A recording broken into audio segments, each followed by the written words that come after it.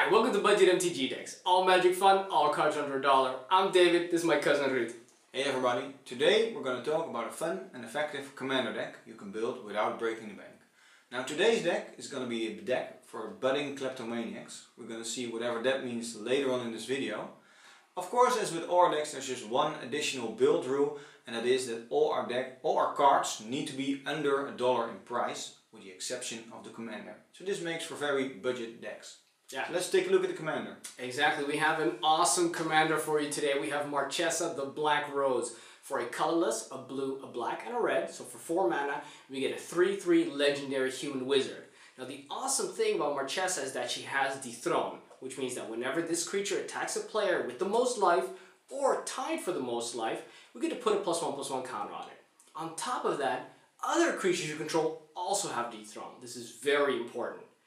In addition to that, whenever a creature you control with a +1/+1 counter dies, we get to return it back to the battlefield under our control at the beginning of the next end step. Which means that if Marchesa has a +1/+1 counter on her and she dies, we get to put her back on the battlefield without the +1/+1 counter, obviously. And this also counts for any other creatures that we have under control, whether we own them or we do not. So the role of this commander is going to be to give other creatures we control Dethrone, and to return dying creatures back to our control. So Ruud, what types of cards are we going to need to make this work? We need 16 creatures with counters on them, so that means +1/+1 counters. We have 14 betrayal cards, so that's which we're going to steal our opponent's creatures. We have 14 sacrifice outlets, then we have 15 utility cards, and we have 40 land cards. Yeah, so in an ideal scenario, what is going to be the perfect turn progression? Turn 1 we're going to put down a creature with counters on it, or that gets counters. Turn 2 also a creature that gets counters. Turn 3 we're going to put down a sacrifice outlet. Turn 4, of course, this is the space for the commander. Then turn 5 we have a betrayal card, which of course we can sacrifice with our sacrifice outlet, so we get to keep that creature if it had a +1/+1 counter on it. Then we have turn 6 some life loss cards. This is to be sure that our Dethrone will keep triggering later on in the game. Yeah, very good. Okay, so very important is that we have some counter creatures because they come on the battlefield already with +1/+1 counters on them. So when they die, we get to return them back to the battlefield if we control Marchesa. So let's have a look at our counter creatures. We divided the counter creatures into Modular, Unleash, Undying, Graft, and Evolved creatures. We'll start with the Modular creatures. Now, modular basically means that the creature enters with an additional +1/+1 counter on it for each instance of modular. So for example, modular 1 means the creature enters with an additional +1/+1 counter. On top of that, when the creature dies, you get to put its +1/+1 counters on another target artifact creature. So this basically means that when Marchesa is on the battlefield, when this creature dies, you get to put its counters on another artifact creature, and the creature gets returned at end of turn with its +1/+1 counters on it for each modular instance. Pretty sweet. The first card is Arcbound Worker. For 1 colorless mana, it is a 0/0 with modular 1. The second card is Arcbound Stinger. For 2 colorless mana, also 0/0 with modular 1, but this one has flying. The last one is Arcbound Slith. 2 colorless mana for a 0/0, also modular 1. However, when Arcbound Slith deals combat damage to a player, we get to put an additional +1/+1 counter on it. Then we move on to the Unleash cards. Yeah, Unleash means that when this creature enters the battlefield, you can choose to have it enter with 1 additional +1/+1 counter, but if you do this, the creature can't block. Well, actually it really never can block when you have a +1/+1 counter on it. You're not gonna block normally, so you will basically always put the Unleash counter on it, and then when it does die, Marchesa triggers and it gets to re-enter the battlefield. Pretty sweet. The first card is Thrill Kill Assassin. For colorless and a black, we get a 1/2 creature with Death Touch and Unleash. The next card is Hellhole Flailer. For a colorless, a black, and a red, we get a 3/2 with Unleash. But this creature also has a special ability, which is for 2 colorless, a black and a red, we get to sacrifice Hellhole Flare and deal damage equal to its power to target player. Could be nice, because it could be getting a lot of +1/+1 counters over the game. Could be the finishing blow. Yeah, you never know. Then we have Ixava Rakdos Blood Witch for 2 colorless, a black and a red. We get a 3/3 creature with first strike, haste, and unleash. On top of that, each other creature you control with a +1/+1 counter on it has haste. This is going to be super sweet, giving all your creatures that come in with +1/+1 counters haste. Yeah, big guy, haste, first strike, and of course a lot of creatures have +1/+1 counters, so they will all have haste. Super sweet. Then we move on to the Undying cards. Undying means that when this creature dies, if it had no +1/+1 counters on it, it gets returned, well, immediately to the battlefield with a +1/+1 counter on it. So this basically means that when Marchesa is on the battlefield, well, as long as she is, this creature will never die. Well, it will die, but it will get returned to the battlefield each time it does die. So that's pretty nice. Yeah, super nice. The first card is Butcher Ghoul for a colorless and a black. We get a 1/1 creature with Undying. Simple, but gets the job done. Then we have Hound of Gristlebrand for 2 colorless and 2 red. We get a 2/2 with Undying. This one also has double strike. Nothing to sniff at. Could get pretty big with the dethrone. Exactly, and double strike and do massive amounts of damage. Then lastly we have one of my favorites for this deck. We have the Flare of the Hatebound for 5 colorless and a red. We get a 4/2 with Undying. That's not why we're getting this card. It's because of its special ability, which states that whenever Flare of the Hatebound or another creature enters the battlefield from your graveyard, then it gets to deal damage equal to its power to target creature or player. Since all your creatures are going to be dying, and if they have counters, they're going to be coming back to the battlefield through Marchesa, it's going to be doing massive amounts of damage to target creature or player. Yeah, just massive. Then we move on to not the next one, because we still have 2 more Undying cards. We have Pyreheart Wolf for 2 colorless and a red. We have a 1/1 with Undying. And whenever Pyreheart Wolf attacks, each creature you control that is also attacking can't be blocked except by 2 or more creatures. That's nice. You know, you're going to have really big creatures with a lot of counters on them, and they're going to be really hard to block. Lastly, we have Stormbound Geist for a colorless and 2 blue. We have a 2/2 creature with flying and Undying. On top of that, Stormbound Geist can only block creatures with flying. Small downside. We're mostly going to be very aggressive anyway. Yeah. Then we do move on to the next cards, and those are the Graft cards. Yeah. Graft means that when this creature enters the battlefield, it gets a +1/+1 counter for each instance of Graft the card has.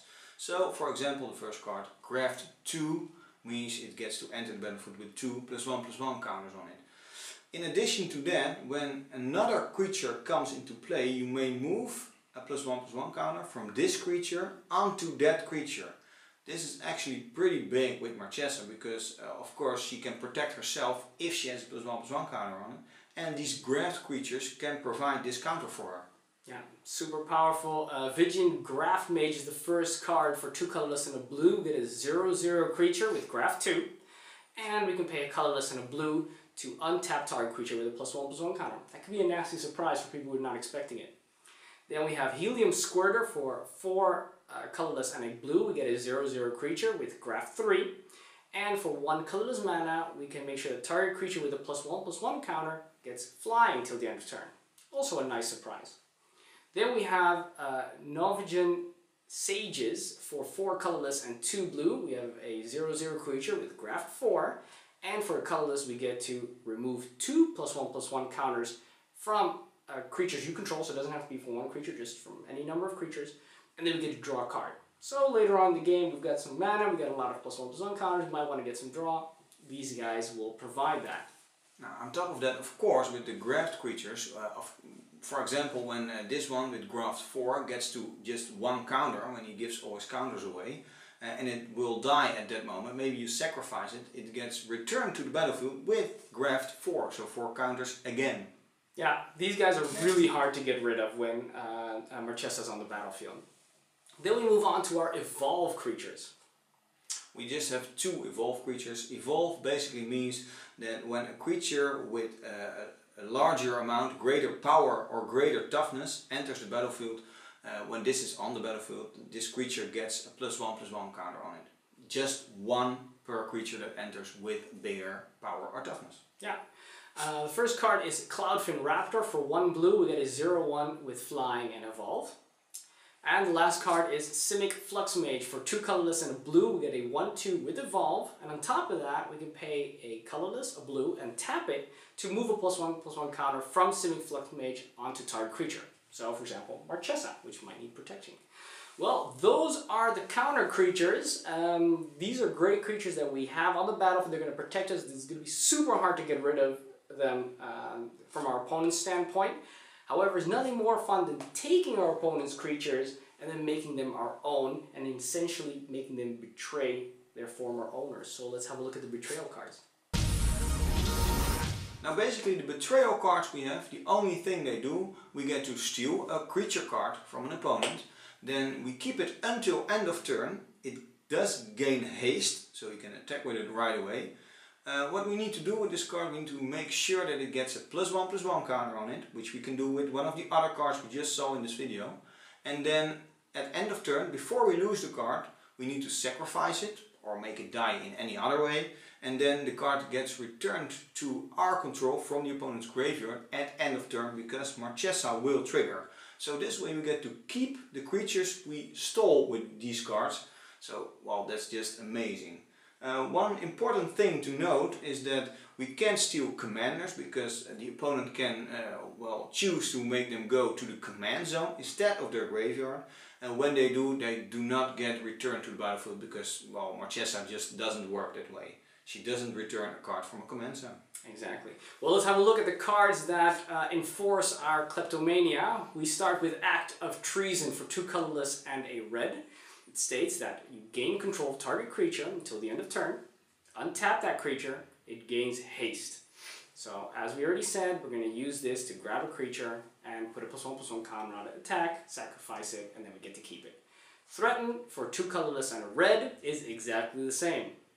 Then we move on to Mark of Mutiny. For 2 colorless and a red, this card is also exactly the same, except it also gives a +1/+1 counter to the creature, which means we don't have to worry about doing that anymore. Then we move to Portent of Betrayal. For 3 colorless and a red, it does also exactly the same thing as Act of Treason, but it also has Scry 1. Scry 1 means we get to look at the top card of our library. We may put it back on top or on the bottom of our library, so some card selection. Yeah, Traitorous Instinct is next for 3 colorless and a red. It does exactly the same thing as the Act of Treason, except it also gives +2/+0 to the creature until the end of turn. Nice if we're going to be hitting our opponent with their own creature. Then we have Grab the Reins for 3 colorless and a red. Also does exactly the same. It has another extra ability which we could use if we wanted to, which is to sacrifice a creature and deal damage equal to that creature's power to target creature or player. Or we could do both if we entwine it, but usually we're just going to be casting it for its first ability, which is like Act of Treason. Yeah, of course, one additional thing, the card is instant speed, so we could use it at another moment than, well, we could use a sorcery, but mostly we don't need that. Another card that's instant speed is Ray of Command for 3 colorless and a blue. Does virtually the same thing as Act of Treason, except should we not keep it till the end of turn, we will get to tap it when we return it back to our opponent. Then we have Act of Aggression for 3 colorless and 2 Phyrexian mana, 2 Phyrexian red mana. This mana can be spent as either red mana or 2 life. Why would we want to be paying 2 life when casting this spell? Well, sometimes in this deck you really need your Dethrone to trigger to get some additional +1/+1 counters, but this only happens when you attack the player with the most life or tied for the most life. And in the it could be actually, in the instance when you have the most life in the game, this doesn't trigger. So maybe this 4 life you can pay will just do the trick. Exactly, and then you get to take over that creature and attack your opponent. It will get a +1/+1 counter because the Dethrone triggers, and we get to sacrifice it and keep it, all that nice stuff. Then we go to Slave of Bolas for 3 colorless, a blue or red mana, hybrid, and a black mana. We get to, once again, do the same thing, take over a creature, but at the end of the turn, we get to sacrifice it. So as long as we can put a +1/+1 counter on it, we're golden. True. Not too bad. Then we have Spinal Embrace for 3 colorless, 2 blue, and a black. We can only cast this instant during combat, but it does exactly the same thing as Slave of Bolas, except we also gain life equal to its toughness when we sacrifice it. And it's instant speed. Not too shabby. Mass Mutiny is next for 3 colorless and 2 red. We get to take a creature from each opponent. 1 from each opponent. So if we're playing a 4-player multiplayer game, we get to take 3 creatures and do all that good stuff to everybody's creatures. So nobody can really be extra mad because we're doing it to everybody equally bad. Then we have Zealous Conscripts for 4 colorless and a red. We get a 3/3 with haste. Not bad, nice to attack with. And on top of that, it also has an active aggression stapled right on it. Nice. Conquering Manticore for 4 colorless and 2 red gives us a 5/5 flyer and also has an active aggression stapled right to it. I love it. Molten Primordial is the last creature for 5 colorless and 2 red. We get a 6/4 with haste, and this one has basically a Mass Mutiny staple to it because we get to take a creature from each opponent, untap it, give it haste, and attack with it, which is wonderful. So those are all the cards that are going to be allowing us to betray, or having the creatures our opponents control betray them. We're not doing anything. No. You know, those creatures are betraying their own owners. That's not our fault. We're just helping them. And what we have to do to help them so that they can stick to our side, because that is of course the side of right, we're going to sacrifice them. They need to die for a little bit before they can come back. So let's have a look at the sacrifice outlets. The first sacrifice outlet is Viscera Seer. For a black mana, we get a 1/1. This creature can sacrifice a creature and then we can scry one. Of course, preferably we sacrifice a creature we just stole with a +1/+1 counter on it, so we get to keep it. Yeah, next card is Carrion Feeder. For 1 black, we also get a 1/1. But this one can block, and when we sacrifice a creature, you get to put a +1/+1 counter on Carrion Feeder. Pretty sweet, can protect itself. Nice. Then we have Goblin Bombardment for a colorless and a red. This is an enchantment. Yeah, you can sacrifice a creature with it, and then a Goblin Bombardment deals 1 damage to target creature or player. Pretty nice to deal some additional damage. Yeah, Spawning Pit is next. For 2 colorless mana, we get an artifact. Yeah, but this one you can sacrifice a creature, put a charge counter on Spawning Pit, and then well, later on you can just pay 1, remove 2 charge counters from the Spawning Pit and put a 2/2 artifact creature onto the battlefield. Could be pretty nice if you don't have anything else to do. Yes, we're not really going for 2/2 spawn artifact creature tokens in this deck. Mostly we have it because it's a free way to sacrifice something. Could work with something with modular, for example, but mostly we won't use. I thought modular only worked with artifact creatures. The spawn creature is an artifact token. Oh, Artifact okay. creature token. You're absolutely right. Nice. I thought you were talking about the Spawning Pit, and I thought, oh, that's a charge counter. That's not a... Anyway, long story short, we move on to Culling Days. For 2 colorless mana, we also get an artifact. This one you can sacrifice a creature, but you need to tap Culling Days, so you can only do it once a turn. Could be a problem if we have some Mass Mutiny, for example, but still, nice card. You can put a charge counter on Culling Days, and then you can, for 1 mana, you can sacrifice Culling Days, for example, if you have a better sacrifice outlet, and then you draw a card for each charge counter you had on Culling Days. You could be in need of some draw. Yeah, and if you killed a lot of creatures with Culling Days, that's a lot of cards you get. True. Then we get a Bloodthrone Vampire. For a colorless and a black, we get a 1/1 creature. With this one you can sacrifice a creature, and then the Bloodthrone Vampire itself gets +2/+2 until end of turn. Could be a nice surprise at instant speed when the opponent does not block it. Yeah, very similar to Blood Baron. For 2 colorless and a black. It's actually exactly the same. It's actually exactly the same as Vampire Aristocrat, because it also costs 2 colorless and a black. In fact, it is eerily similar to Phyrexian Ghoul, which is also 2 colorless and a black. And believe it or not, it seems to be also quite familiar to the card called Nantuko Husk, which is also 2 colorless and a black. Just goes to show all the variety there is in the world of Magic the Gathering. Nice. Then we get Bloodflow Connoisseur. For 2 colorless and a black, we get a 1/1 guy again. Yeah, and this one, when you sacrifice a creature, put a +1/+1 counter on the Bloodflow Connoisseur itself. Yeah. Then we have Vulcan Wrath Torturer. For 2 colorless and a black, we get a 2/1. Yeah. When you sacrifice a creature with this one, you can have it gain flying until end of turn, and if the sacrificed creature was a human, we have a lot of humans in the deck, so it could be, you can put a +1/+1 counter on the Vulcan Wrath Torturer itself. Most importantly, let's hope that our opponent has a lot of humans. Yeah, that's nice. Then we get Stronghold Assassin for a colorless and 2 black. We get a 2/1 guy. Yeah, so if you really want to be an ass, when you tap this creature and sacrifice the creature you just stole from your opponent, you can destroy target non-black creature that opponent controls. Well, any non-black creature, but well, that's nice. Pretty sweet, yeah. Just make sure it's non-black, but other than that, no restrictions. Very nice. Then we have the last card of the Sacrifice Outlist. We have Sadistic Hypnotist for 3 colorless and 2 black. We get a 2/2. You can sacrifice a creature and then target player discards 2 cards. You can activate this ability only when you could cast a sorcery. Well, that doesn't really matter. With this one, when you have enough creatures with +1/+1 counters on them, maybe some Graph, they do get returned with more +1/+1 counters on them than they had. And then you can just make your opponent discard their whole hand. Maybe even a lot of opponents discard their whole hand. I have grown to hate this card playing against Ruud. He would cast this creature and then he would sacrifice all the creatures. Everybody around the table would have to empty their hands completely, and Ruud would still have all his creatures back on the battlefield, smiling as if nothing had happened. And it's quite sadistic. Yeah, with a lot of +1/+1 counters on them again, because I made the graft creatures come in first and then the other creatures. I hate you so much. Okay. Then we have, those are the Sacrifice Outlets.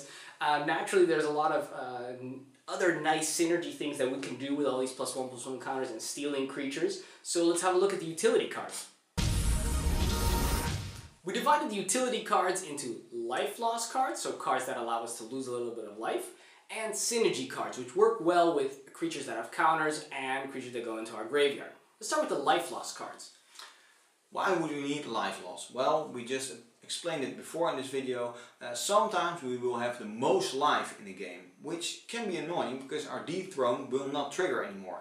And all we need is to lose a little bit of life. Well, we can do that with our life loss cards. We can just pay 1 life, sometimes 2, sometimes 3, and then our dethrone will trigger. Yeah, first example of that is Mischievous Poltergeist for 2 colorless and a black. We get a 1/1 guy. It does have flying and you can pay 1 life to regenerate this creature. So if it didn't have a counter, you can still just regenerate it. On top of that, you can regenerate a creature as many times as you want, even if it doesn't have any damage coming to it anytime soon. Shadow Cloak Vampires next for 4 colorless and a black. We get a 4/3. You can pay 2 life and then Shadow Cloak Vampire gains flying until end of turn. This you can also do multiple times, no problem. Yeah, Unspeakable Symbol is next for a colorless and 2 black. It is a sick enchantment. Yeah, you can pay 3 life and then you can put a +1/+1 counter onto target creature. So this actually protects all your creatures as long as Marchesa is there. You could also put a +1/+1 counter on Marchesa directly when she enters the battlefield. So well, this is just very nice to do. Yeah, when this card is on the battlefield, pretty much as soon as Marchesa comes on, people have to instantly remove her. Otherwise, it's game, because she's not going to leave the battlefield anymore. Any other creature that comes onto the battlefield under your control is not going to leave anymore, because you can just pay 3 life, put a counter on it, protect it. People are going to be you're going to be taking your creatures of your opponents, putting counters on it willy-nilly, and as long as you're not dead, you have a low amount of life. Unspeakable Symbol pretty much protects everybody together with Marchesa. Very nasty, especially because, well, of course they do need to exile Marchesa or return to your hand, something like that. Well, they can't even do that if you have a sacrifice outlet available, because you can just react to their exile thing and then you can just sacrifice Marchesa. On top of that, the sacrifice ability is actually a cost of the trigger you just used, so they can't even react to you sacrificing Marchesa. So well, this is just crazy annoying. It is a nightmare to play against, but a joy to play with. Yeah. Then we go to Soul Drinker for 3 colorless and a black. We get a 2/2 little guy. And you can pay 3 life to put a +1/+1 counter on Soul Drinker itself. So no other creatures. Treasonous Ogre is last with for 3 colorless mana and a red. We get a 2/3 guy with Dethrone. Yeah, so this one has Dethrone itself. You can have multiple instances of Dethrone. So when you have Marchesa and this one, and it attacks of course, this one will have 2 counters on it before it deals damage. On top of that, you can pay 3 life to add red mana to your mana pool. which could come in very handy, and of course you can just use it to pay some life to have the lowest life total. Exactly. Those were the life loss cards. Then we move on to the synergy cards. The first one is Sapphire Drake for 5 colorless and a blue. We get a 4/4 flying creature. Yeah, and this creature says each creature you control with a +1/+1 counter on it has flying, so some evasion for all your creatures with counters on them. Pretty much all your creatures are going to be flying at that point. Yeah. Ona's Blackguard is next for a colorless and a black. We get a 1/1 creature with flying. Yeah. Well, this creature, each rogue creature you control comes into play with an additional +1/+1 counter on it. Don't really have a lot of rogues. We don't have a lot of rogues. Actually, Marchesa's helpers are rogues in the story of the game, but we didn't put them in this deck, so we don't have a lot. But the most important thing this card does, whenever a creature you control with a +1/+1 counter on it deals combat damage to a player, that player discards a card. That is so nasty, because all your creatures are basically going to become Hypnotic Specters, dealing damage and making you discard a card. And Hypnotic Spectre is an amazing card by itself. This card is even cheaper than that for 1 mana less. Yeah. Amazing. 1/1 flyer for 2. Exactly. Then we have Sage of Fables for 2 colorless and a blue. We get a 2/2 little guy. It says each other wizard you control comes into play with an additional +1/+1 counter on it. Now Marchesa is a wizard, so she will enter the battlefield with a +1/+1 counter on it. A little bit of Brilliant. insurance. Yeah. And on top of that, for 2 you can remove a +1/+1 counter from a creature you control, and you can draw a card. Could come in very handy. Not a bad deal for 2. No. You're gonna have counters willy-nilly, so that 2 mana to draw a card is actually a really good deal. Yeah. Then we have Feast on the Fallen for 2 colorless and a black. We have actually a really nice enchantment. Yeah. At the beginning of each upkeep, so also your opponent's upkeeps, if an opponent lost life this turn, you can put a +1/+1 counter on target creature you control. So when you have 3 opponents and they all keep on attacking themselves or something, well, then, probably not themselves, but no, each other, yeah, of course. Then you can put a +1/+1 counter on a creature you control. Yeah, and that first one's going to go right to Marchesa, obviously, and the rest to anything else you want to protect. Super sweet. Next is River Kelpie for 3 colorless and 2 blue. We get a 3/3 creature. Yeah, River Kelpie is a pretty complicated card, but well, when River Kelpie or another permanent is put into play from a graveyard, draw a card. This is the most important ability this card has. Yeah.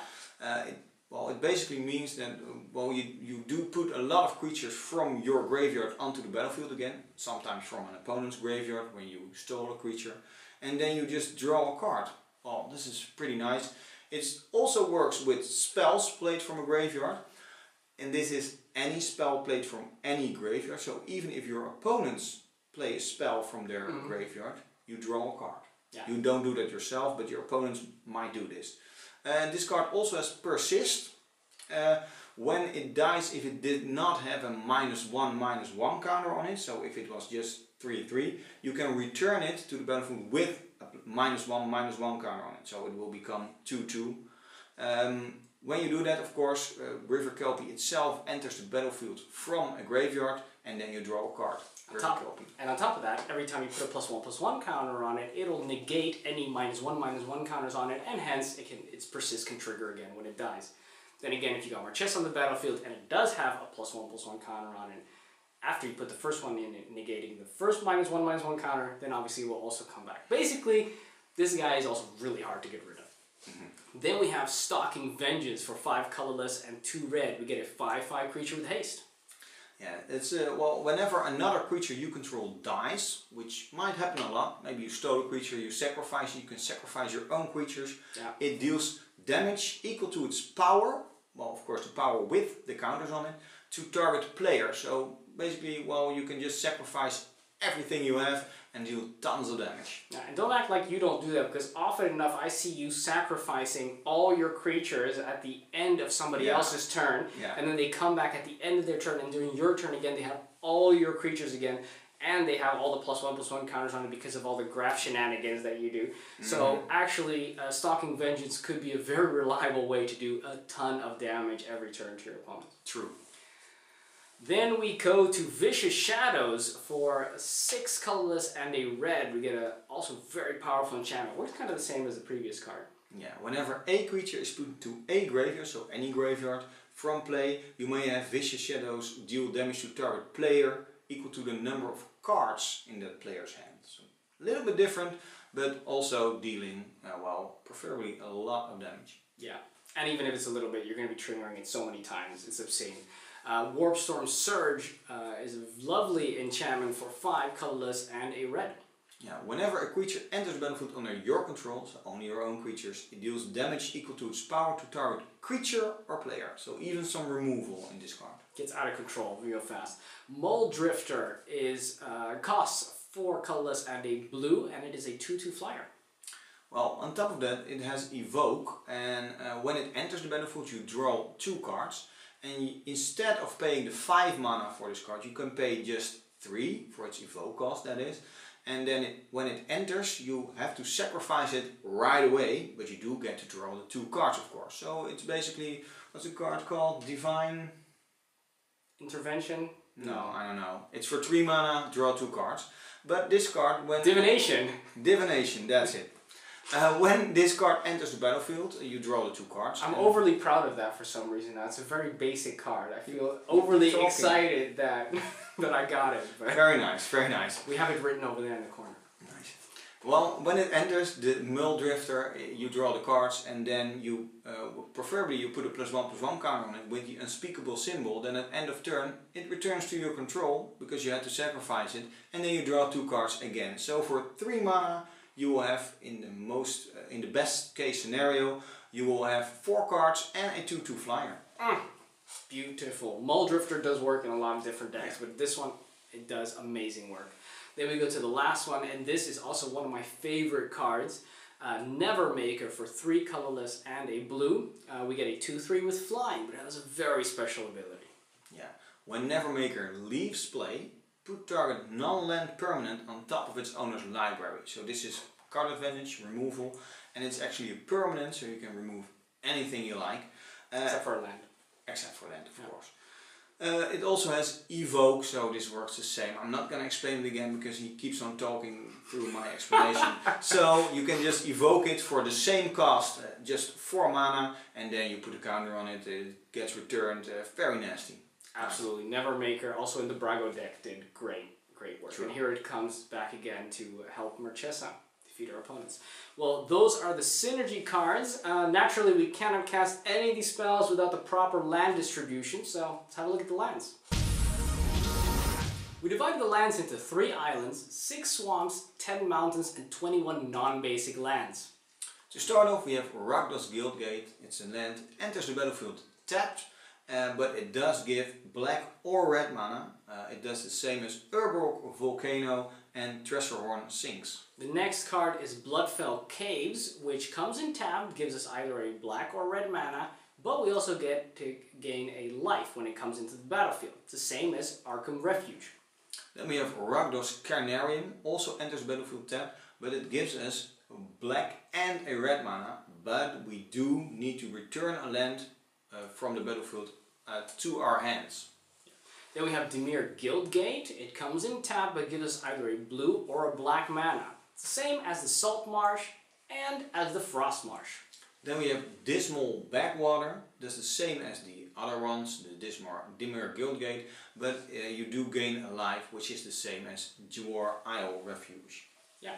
Then we have Is It Guildgate, which comes in tapped and gives us either a blue or a red mana, which is the same as the Saltwater Cliffs, except it gives us 1 life, the Saltwater Cliffs. Then we have Is It Boiler Works. It works the same as the Rakdos Carnarium. Taps, enters battlefield tapped, but it gives us blue and red mana, but you do need to return a land to your hand. Yeah. Then we have Crumbling Necropolis. Comes in tapped, but gives us either a blue, a black, or a red mana. Yeah, very nice. Then we have Vivid Creek. It comes onto the battlefield with 2 charge counters on it, gives us a blue mana, but if we remove a charge counter from this land, it gives us a mana of any color, which is the same as Vivid Marsh, which gives us black mana or a mana of any color, and Vivid Crag, which gives us a red mana or mana from any color if you remove a counter. Yeah, we also have to tap the land when we remove the counter, so we can't just remove those two whenever we want to. Then we have Opal Palace. We can tap it for a mana of any color, but if we pay a mana of any color and tap it, we can add to our mana pool 1 mana of any color identity that our commander could cast. And should we use this mana to cast our commander from the command zone, it comes into play with a number of +1/+1 counters on it equal to the number of times it's being cast from the command zone this game. So basically, as it keeps on dying, it'll come up with more +1/+1 counters. Nice. Then we have Terramorphic Expanse. Well, when this land enters, you can sacrifice it immediately to search your library for a basic land, put it onto the battlefield, tap, so basic land of your choice, which does the same as the Evolving Wilds. Yeah, well, those are the lands. Let's have a look at the conclusion. In conclusion, this deck is a lot of fun. If you love stealing creatures your opponents control and then putting them under your control, this is the deck for you. All you need is Marchesa, a sacrifice outlet, a threaten effect or an active treason card, and make sure you don't have the highest life total, and you are going to have a blast. Every turn you're going to be taking over creatures, attacking your opponents with them, sacrificing them for some kind of benefit maybe. It comes back to the battlefield under your control. You're going to be adding more +1/+1 counters on it. People are going to try and destroy your creatures. It won't work, and it's going to be awesome. Yeah, this is what I really like about the deck. Your army is just so resilient. At the start of the game, it doesn't look like your army is going to be that threatening, but they protect themselves just so well. Just Marchesa protects herself and all the other creatures, so they just keep on coming back. Even if your opponents try to exile something or turn to your hand, you can just sacrifice it and make it go back onto the battlefield at end of turn. So this is just a lot of protection, and well, they just can't kill it mostly. Of course, we didn't put in any other protection because we thought it wouldn't be necessary. It would only make the deck less strong, just weaker, because, well, of course, well, you don't need protection. That's what I want to say. This deck is so far, you don't need protection. No. It protects itself so well. You can just check out the deck list, it's right below. On top of that, this deck's pretty affordable, right?